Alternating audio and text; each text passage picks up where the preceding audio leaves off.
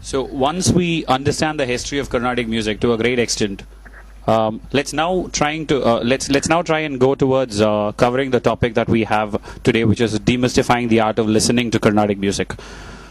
A lot of things, when you go in for a Carnatic concert or when you're in a group which is talking about Carnatic music, you keep hearing them talk about raga, tala, nadai, and a lot of these things. But what we need to put in the right perspective, even before we go deeper into the topic, is the fact that all these are things that are not really specific to Carnatic music. It's specific to music as a whole.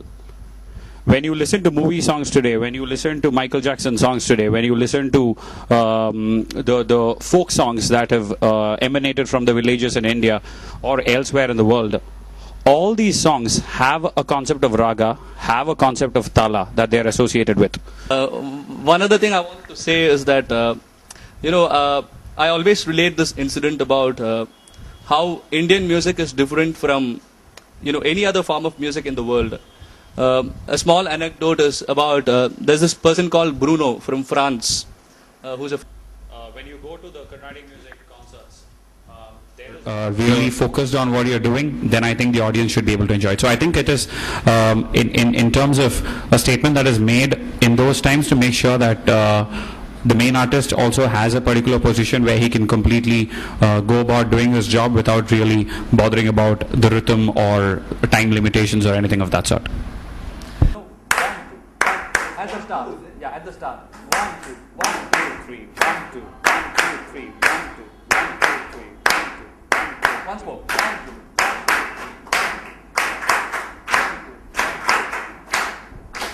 2. Alright, you just put one of the most complicated talams in Carnatic music. It's called Kanda Chapel. Alright, so anyway, I think it's also sort of re-energized ourselves to go ahead with the session. Let me see more smiling faces in front of me, please. Okay, we're not meaning to force anything on you. You're absolutely free not to listen to Carnatic music after this session. I wanted to emphasize this, we just said some time back that there is the element of Shruti within everybody, right? So did you see the difference in tone when they were friends and when they were enemies? The moment they were enemies, the tones were at a higher pitch. Alright, so this is just to demonstrate that there is an element of Shruti within you, there is an element of rhythm within you. So thankfully most of you here do attend Carnatic concerts, so it is not very important for me to tell you that there is music within you. But yes, just to emphasize that it is part and parcel of everybody here. You can observe our hand, you can observe the swaras and all that. Alright? Sasari sari sari gari gari ga ma sari ri ga sari da ga sari ga sari ga ma ri ga ma ga ma ba ri ga ma ri ga ma ri ga ma ba ga ma ba ba da ga ma ba ga ma ba ba da ba ba da ba da ni ma ba da ba da ba da ni ba da ba da ni da ni da ba da ni ba da ba ni da ni da ni da ni da ba da ni da ni da ni da ba ni da ni da ba ba ni da ba ni da ni ba ni da ba da ba da ba ba ba ba ba ga da ba ba da ba da ba da ba da ba ba ba ba ba ga ma ga ri ba ba ma ga ba ba ga ma ga ba ma ga ri ma ga ri ga ri da ba ma ga ri ma ga ri sa. All right, so so why we sang this now is to tell you how without any attempt on our part, without any conscious attempt on our part, we've been doing so many things right now in the last 2 minutes or 1 minute. Because our mind has been tuned to the ragam. What we sang right now is Maya Malavagavla. Alright, when we sing this Varisha, we have to sing only this raga. So the mind is always focusing on the raga, on one side. On the other side, you have the talam, which is going like 1, 2, 3, 4, 5, 6, 7, 8. You've got to make sure that the talam is going on properly. Alright, the third thing, there is an underlying shruti. You can't go out of the shruti. Alright, so many things parallelly the mind is processing. And this is probably one of the best ways to, what you call, do a brain workout. And they do advise that playing Sudoku is a very good way to make the right side of your brain work. But the basic difference between any other methodology of doing it and our music is that this not only stimulates the right side of your brain, but it also touches your heart.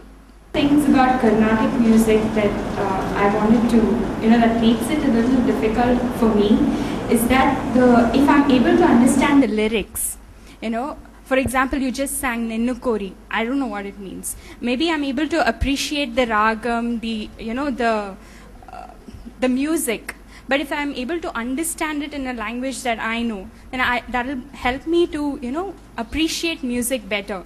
If you sing a Tamil Kriti, for example, I'm able to relate to it. I'm able to, enjoy that better. But most of the Carnatic, technical compositions are either in Telugu or even I can understand simple Telugu, but it's, it's difficult to understand the lyrics. Or when you are singing as a Neraval or when you're that makes it a little difficult to understand or appreciate. So what do you have to say to that kind of audience? Music is beyond language and barriers. But anyway, I'll give it to him for a more serious answer because I don't want to be deprived of dinner or anything. It's a very relevant question, and when you think about it seriously, it is something which musicians, Ram and I, for example, have to really work hard on. Because, like you said, Ninnukori, neither do we know what the meaning is. Right? But again, there are so many such kritis. But that's again the beauty of Carnatic music. I'm sure if you understand the language, you can appreciate it better.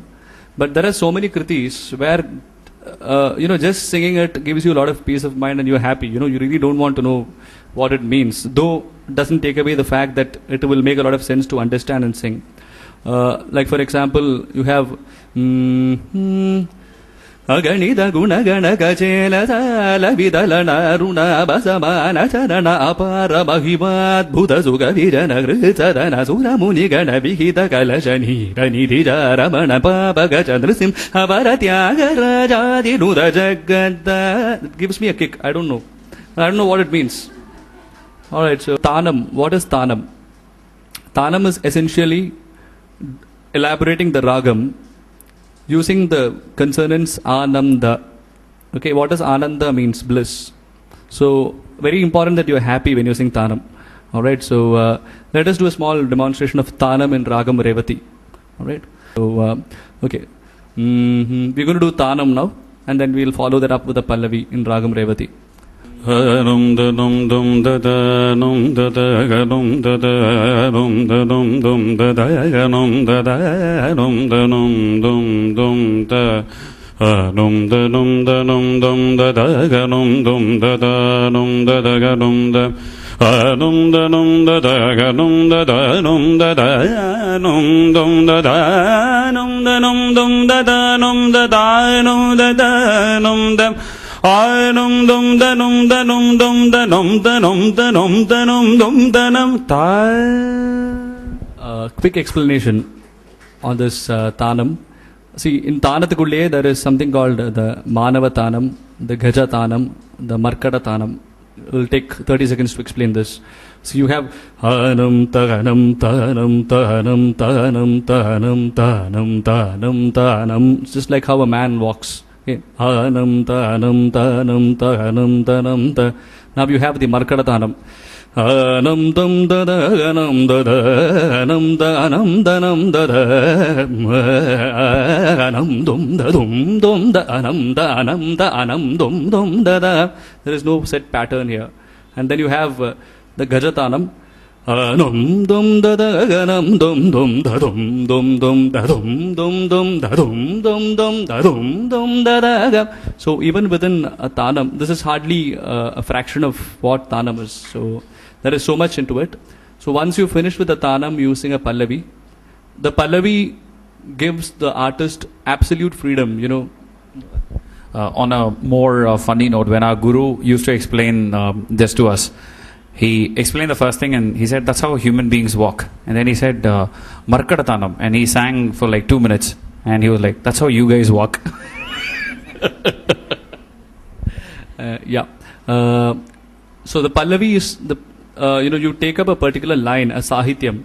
And just like how we sang Neraval in Kapata Nataka, if you remember, for Bhairavi, in Revati, I can compose any Pallavi I want. It can be something like, my wife is a very nice person, or, whatever. So it could be anything, and it's one place where the artists are given total freedom to, you can either connect with religion, you can connect with nature, you can connect with beauty, you can connect with whatever you want.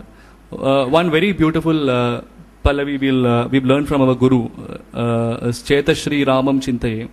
So we'll do that Pallavi in Revati, and watch out for the Trikalam. A very prominent feature of Pallavi is to sing the Trikalam, where you sing the Kirkalam, Melkalam, Tishram in between, and it has to fall in place. Really, it is in number one, thanks to Hamsaa, the organization, for organizing something beautiful like this. And from our part, we'd like to cooperate whenever necessary and in all locations. And we'd like to say that we don't want to leave it here. We have a Facebook page. We will also be connected through Hamsaa. Both of us are on Facebook.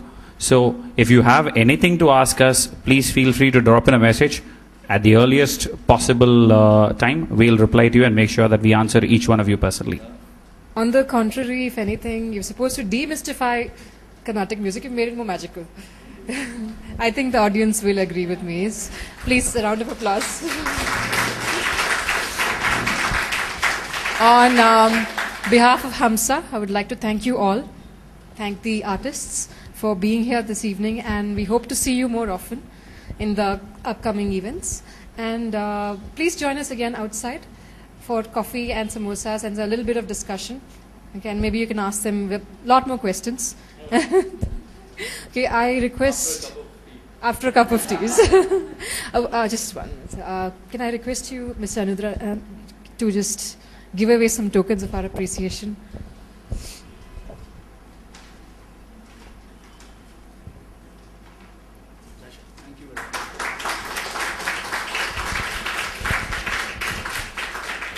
We would also like to thank the owners of the gallery, Mr. Ashok and Ms. Parvati, for giving us this space. Thank you again. Have a very good evening.